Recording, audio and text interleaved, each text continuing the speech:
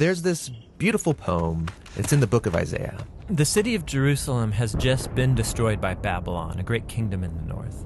And all of these Jewish people, they've been sent away into exile, but a few remained in the city.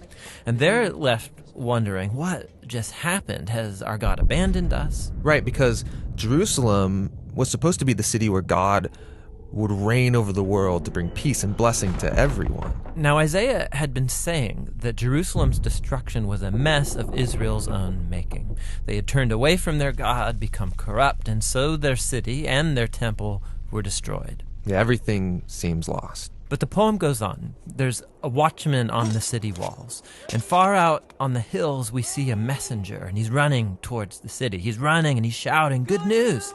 And Isaiah says, "How beautiful on the mountains are the feet of those who bring good news." Beautiful feet? Yes, the feet are beautiful because they're carrying a beautiful message. What's the message? That despite Jerusalem's destruction, Israel's God still reigns as king, and that God himself is going to one day return to this city, take up his throne, and bring peace.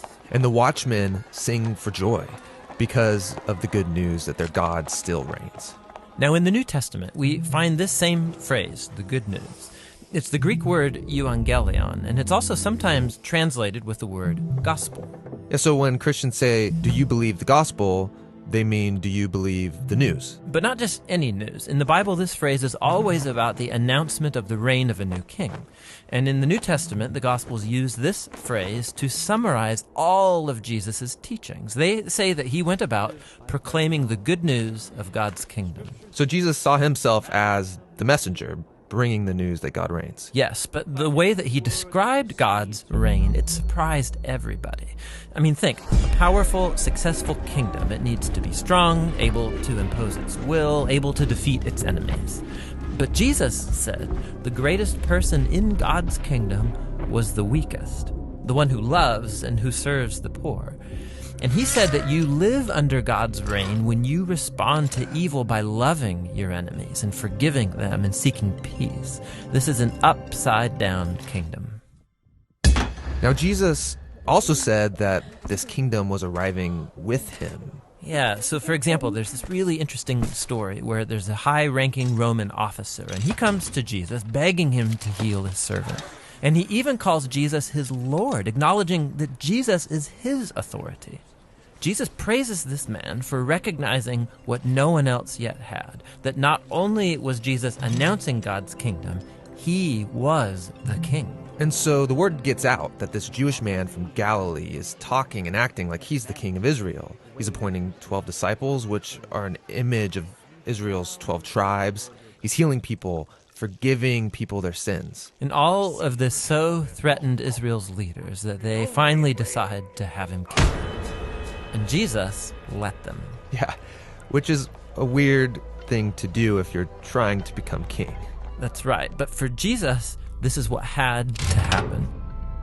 Jesus saw the sin and the devastation of his people Israel as just one small part of the entire human condition. How all humanity has rebelled against God, resulting in the tragedy and devastation of our whole world. And so how is God going to bring his reign over such a world? Jesus believed it would be through an act of sacrificial love for his enemies. This is why in the Gospels, Jesus' crucifixion is depicted as his enthronement as the King of the Jews. Yeah, he receives a crown. He also receives a robe. He's exalted up, not onto a throne, but onto the cross. How beautiful are the feet that bring good news. And the good news now is that Jesus has defeated death and that he reigns as king, that he's dealt with our sin and corruption himself, and that he's conquered it with his life and with his love. And then Jesus sends his followers to go out and keep announcing this good news of the upside-down kingdom. And to invite everyone to give their allegiance to him, the king who defeated death with his love.